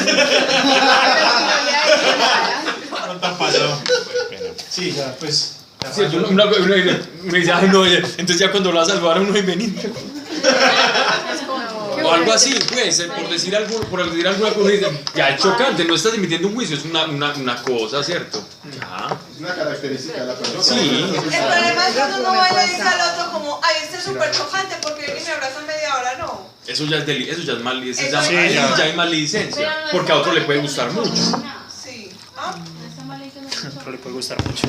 Pero no se tiene que Puede ser que otra persona no diga tan afectuoso. ¿Cierto? No, ahí se tiene que O puede ser que doña Sonia simplemente le caíste bien y está llamando tu atención. O quiere conocer a Dios. O quiere que ores por ella. Bendígala a mí. Doña Sonia, usted está como Bendígala. Yo solo le digo una cosa, lo que a usted le choque en una persona es como si fuera un espejo. ¿Sabes que no así pues que vas a las oficinas de tus amigos y te hablas como No, al contrario, me gusta mucho porque, digamos, yo soy muy pesada con las charlas o con las palabras, pero nunca pues charlas de contacto o meterme como con las cosas de nadie, entonces por eso me molesta sobremanera. porque siento que rompe el límite. Pues como exacto, que me invade. De pronto Dios quiere que invadan un poquito más tu espacio. Eso es entrenamiento. De hecho, mis compañeros como que lo notan, como que yo digo completo. Calmada. Pero Dios está trabajando en eso porque esas son cosas que Dios trabaja hasta el punto en que ya no te importa. Se estaba muerto. Ya Él dice todo lo que quiera. Bueno, juicio es un juicio moral. Juicio es categorizar a una persona de mala o buena y sentenciarla. Es decir, producirle un juicio es una sentencia. Un juicio es dar sentencia. Ya, eso es un juicio. Nosotros no podemos dar sentencia. Nosotros no podemos decir que alguien es bueno o que alguien es malo. Podemos juzgar actos buenos o actos malos. Por ejemplo, el monstruo de Montserrat, el de las noticias. Nosotros no somos jueces de... Decir que esa persona se condenó, ya, eso es un juicio. Y eso es un asqueroso. O decirle monstruo. Entonces, los medios que lo categorizaron como el monstruo de Montserrat. Y él salió llorando diciendo, yo no soy ningún monstruo. No me digas monstruo, yo no soy ningún monstruo. Soy criatura. Una criatura. Ey, salió, ¿dónde me lo vieron? Qué risa. Y papá dice, oigan este ojo.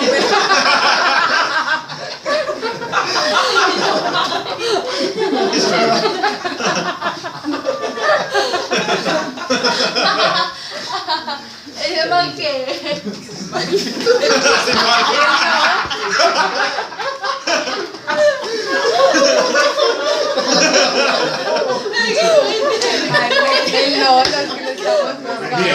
Yo te voy a responder y no sé si vas a quedar satisfecha con mi respuesta. Nosotros solamente tenemos una deuda de amor con el prójimo.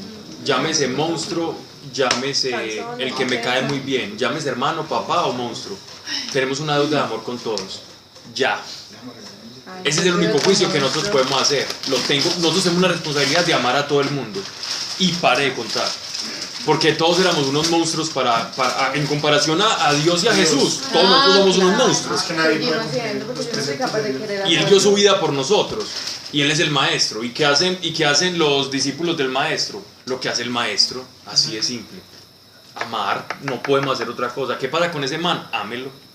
Si uno no es capaz. Ámelo. Orar por él. Si uno no es capaz, que por lo general uno no es capaz de amar a sus enemigos, pida sabiduría y pida amor, que el Señor, si entregó su sangre por nosotros, para que comprendiéramos el infinito amor que nos tenía, Él va a ser el más interesado en que tú aprendas a amar al enemigo. Que lo haga con él también. Pablo, pero esto es muy técnico, pues, porque hay una línea delgada, no, pues porque incluso hay una línea delgada, pues entonces entre el juicio y no tomar, digamos, posición. En lo absoluto. Pues, ejemplo. No existe, yo creo que no hace nada. Pues yo no sé, es que el mundo es teso. Ejemplo, yo trabajaba en cárceles y a mí no me importaba, pues yo ni siquiera preguntaba a usted por qué está acá, pues no me importaba, lo que yo iba a hacer lo iba a hacer y no me importa, ¿cierto? Ahora no estoy trabajando en cárceles y entonces las noticias o cualquier pendejada empieza a hablar de pues, no, bueno, el monstruo de Montserrat y no sé qué, entonces uno siempre dice como que, pues es que, y bueno, de hacer ese juicio. Lo mismo pasa, digamos, o lo que te digo, la línea delgada entre tomar posición y entre ser pasivo o reaccionario. Porque entonces esta situación, pues el ladrón que después llega y lo cascan y entonces, bueno... Que se siente un fresquito. No, a mí no me da un fresquito. Okay. O sea, para mí para lo mejor. Para mí el que lo está haciendo mal es el que le está pegando, no el que está aplicando la ley del talión, pues. Pues entonces yo no sé, hay una línea lo disfruta. No, al contrario. Al contrario, pues, o sea, para mí el que lo está haciendo es sí, antes peor ver esa ira desatada en una persona. Entonces hay una línea delgada entre el juicio y... No, pero en el ejemplo que me diste es todo lo contrario. El ejemplo que me diste es el no juicio. Pero al contrario, pues yo no sé. No, es todo lo contrario. Es a pesar de que una persona necesite ser, en la ley del talión, necesite ser apaleada, ¿por qué lo están apaleando? Se lo tienen que amar. Sí, entonces hay que amar, exacto. El ejemplo que me estás dando es el papel cristiano. No es el papel de tomar como tomar venganza, ¿no? Entonces sería la inversa. Pero también hay que tener amor con él, hay que amar a ese otro que lo está golpeando por haber, o sea, es que es una cosa muy... Sí, hay que amar a todos, pero es que amar a todos no significa, amar a todos no significa hacer una estatua de amor y paz, que no hace nada. Eso es lo que te digo, entonces... Por ejemplo, si en estos momentos llega un movimiento, voy a poner un ejemplo incluso más fácil. Si en estos momentos hay un movimiento bien fuerte, como el que ocurrió en Argentina, y todas las personas nos empiezan a obligar por ley, o como en China, si usted tiene tantas personas, entonces usted tiene que abortar. Entonces yo lo voy a amar y no me voy a oponer a que me hagan como mujer que te hagan abortar. No, yo me opongo. Y si tengo que entregar mi vida por esto, me opongo. Y si me toca pelear y para no dejarme hacer, por encima está Dios, al César lo que es del César y a Dios lo que es de Dios. Por encima está la palabra y el amor de Dios y la ley de Dios. ¿Sí me hago entender? Lo vas a amar y no lo vas a juzgar y no lo vas a condenar. Como Jesús, perdónanos porque no saben lo que hacen. Pero también le dijo, ¿por qué me pegas? Y también le decía, raza de víboras.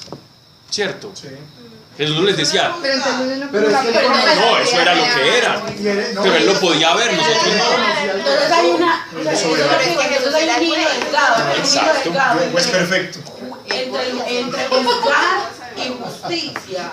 Es que una cosa es juzgar el acto, otra cosa es juzgar la persona. Sí, sí. O sea, que tú digas, está mal que le pegue, más no estás hablando de él. O sea, eso que le está dando rabia es el acto que él está condenar el haciendo. acto que va contra la palabra de Dios. Y otra cosa es condenar a la persona. De hecho, así aparece en La iglesia tuvo esa misma controversia, ¿sabes, Natalie? Que la cosa es compleja. La iglesia tuvo esa, con el imperio, con la expansión del imperio otomano y los musulmanes, por ejemplo, cuando entraron a atacar la catedral de Santa Sofía y se metieron a Turquía, la iglesia se vio en una confrontación muy delicada, porque ellos decían, bueno, nosotros estamos en paz, nosotros hablamos del amor, pero se nos están metiendo estos musulmanes, ¿qué hacemos? A las armas, pongámonos una cruz en el escudo y en la coraza. Ya después las otras cruzadas no fueron tan buenas, pero ya eso es otra cosa aparte, ¿cierto? Y defendamos la tierra, se daban la bendición, bendecían la espada, se nombraban caballeros y a pelear para no dejarse quitar la tierra. Cuando fueron a desocupar Jerusalén, que le pidieron ayuda, los judíos tenían una buena relación en esos momentos con Roma. Algunos les pidieron ayuda y ellos fueron, vamos a pelear con Saladino, vamos a combatir con ellos. Y entonces ahí es donde empiezan esas crisis de fe, ¿cierto? O sea, un militar bien creyente, ¿cómo hace, cierto? En medio de un combate. Él lo tiene claro, Dios patria. No, un militar, alguien que es un combatiente. Él pelea con ideas, pero un combatiente. Pero también. O sea, alguien que no. Pero es que la tiene clara también. Él va con Dios y bombardear. Es bien complicado. Esas situaciones son bien complicadas. Y juzgar. No, pero pues eso, pues. No. A mí eso no me parece justificar. Pues, como se tendría que salir Pablo, ¿no? Se mete con él. Esa es la idea que tienen en la cabeza. Uno ve la policía y siempre tiene Dios y patria. No, la pregunta es que se forma ahí la paradoja, ¿cierto? Estoy matando a un hermano porque piensa diferente, porque tenemos ideologías diferentes y los dos pueden ser bien creyentes. Sí. Pablo, y no se deben salir. Pues porque están haciendo algo en contra de él. Si vamos a irnos al ideal, no debería existir armas. Pues sí, claro. Si vamos al ideal, si todos fuéramos, si existiera una iglesia universal, Si se hiciera la voluntad de Dios, no existiría nada. es que si todos fuéramos cristianos, no existirían ni fronteras. Claro. No existiría, es que esto es Venezuela y que esto es Colombia. Ah, no, hombre, esta es la vecindad de todos. No existirían naciones ricas y naciones pobres si todos fuéramos cristianos. No tendrían por qué existir. ¿Cierto? Entonces, si vamos a ir como al extremo ideal, las guerras, las armas, los bandos, eso no tendría. Los ejércitos son ridículos. Para Dios son ridículos. Para la iglesia para el Espíritu Santo, ¿cierto? Alguien lleno del Espíritu Santo matando a alguien lleno del Espíritu Santo, eso no tiene lógica.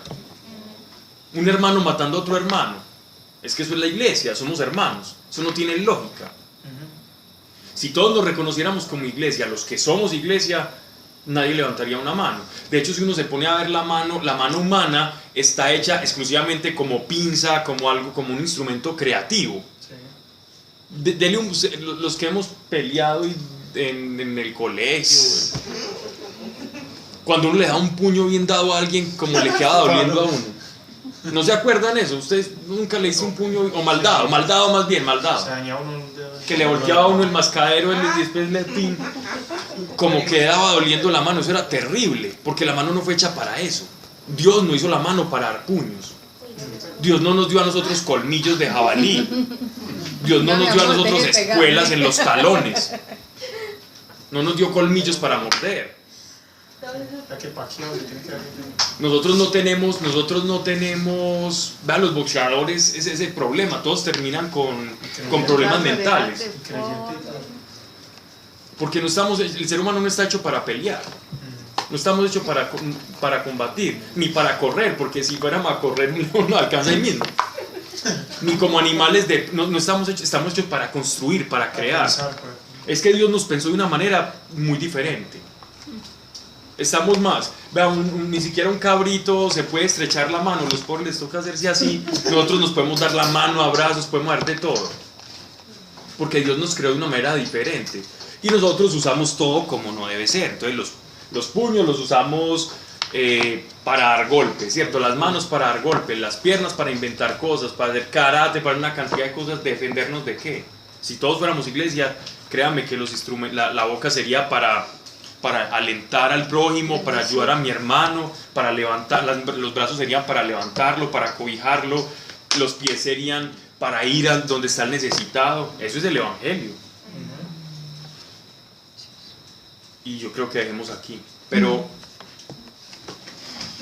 lo importante es que el juicio no es hacerse una idea de alguien. Hacerse una idea de alguien no es un juicio, porque nosotros como seres humanos necesitamos tener una idea de alguien. Si yo pregunto por Natalie, yo ya tengo una idea, mal que bien cercana a la realidad o no, yo tengo una idea de Natalie, porque la necesito para yo acordarme de ella.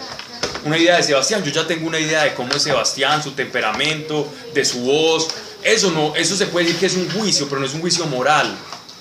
Es un juicio normal, es un juicio material, como categoría. Los juicios morales son los que prohíbe Dios. Es decir, juicio condenatorio sobre una persona. Y eso nace más como del corazón, Pablo. Eso es del corazón. Lo otro es simplemente un esquema mental para yo definir una persona.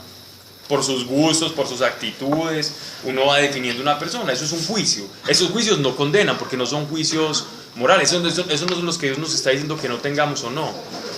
Si hay una persona que mantiene diciendo chistes muy malos, uno dice, este es el descachado, entonces no por eso es un juicio.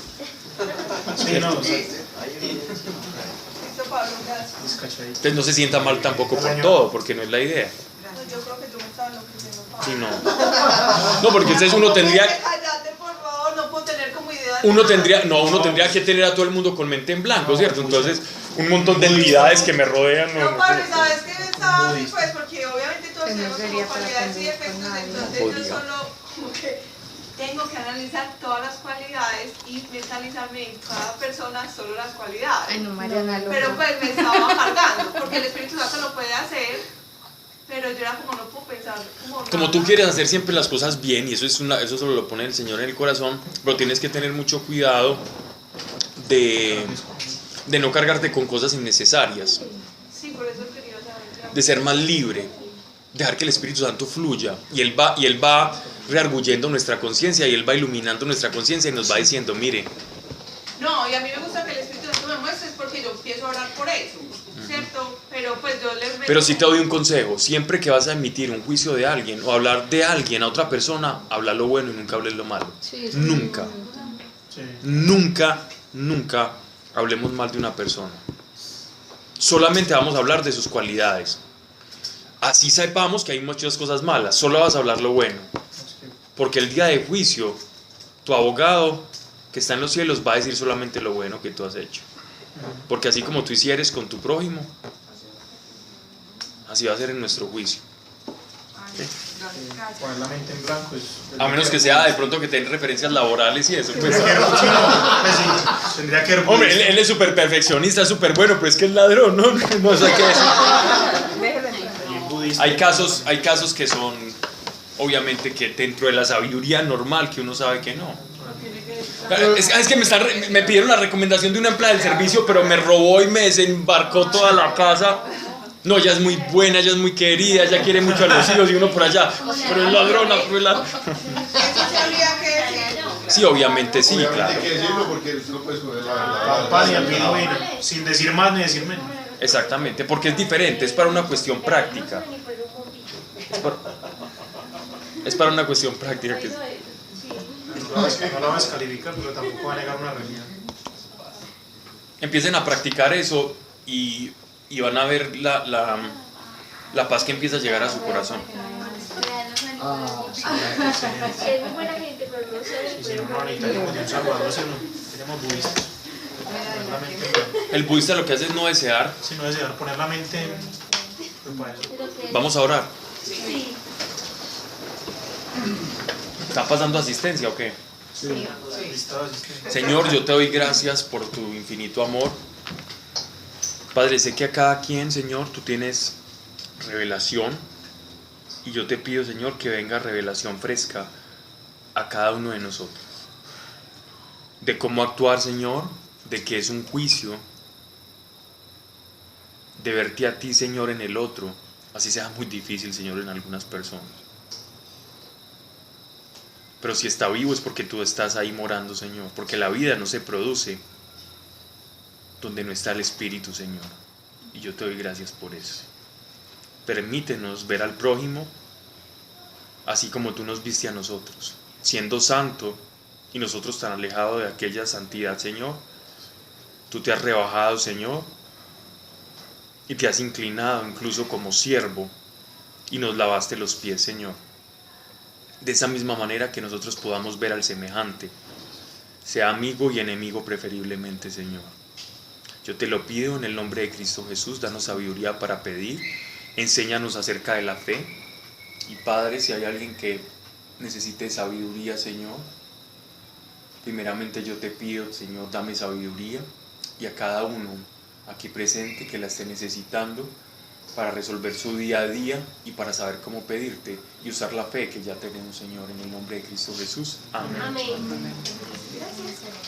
De nada. Bueno, ahora hay otra cosa, una cosa muy diferente es cuando alguien le hizo daño a uno lo puede perdonar y amarlo y orar, pero el tema de la confianza es algo que se puede...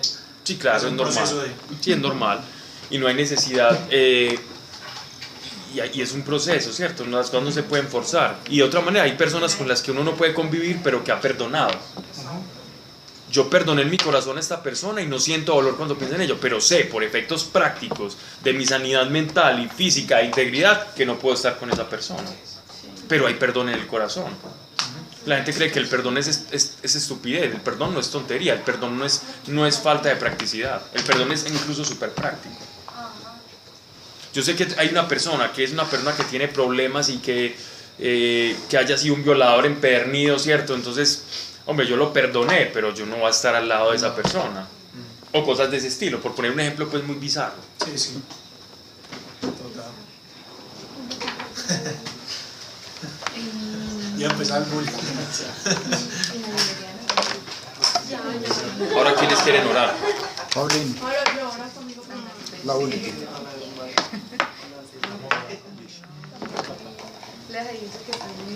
Ah, qué berraquera. Los de todos también. Vamos a leer.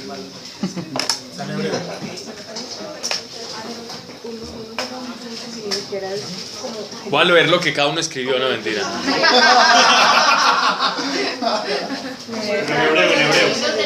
Ay, eso de Meli, ¿no te parece muy hermoso? Hermosísimo. Con Dios, ¿Y ella escribió esto en hebreo? ¿O filiseo? No,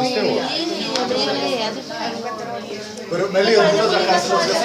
Hermosa. guárdela pues. Pero la estoy leyendo. Mira cómo me regaña yo. Bordador. No, para nada. Súper bien. No, el computador. Amén. Entonces buscaste las tarjetitas y todo.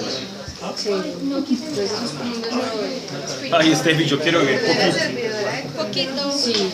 No puede ser. El deseo de ser bien, entonces Ojalá no viviera como hasta hoy. No, yo tengo una herencia horrible de vivir muchos años. Mi familia es súper longeva. maravilloso. Mi abuela ya va para los 107 años. Hasta luego, maestro. Hoy era deber de papá. Lo pensé más como... No, está bien, es bonito, esa es la bendición de los judíos. Pero no tanto por la bendición de los judíos, sino que siento que tienes mucho que compartir a mucha gente. Chiquillo. Gracias,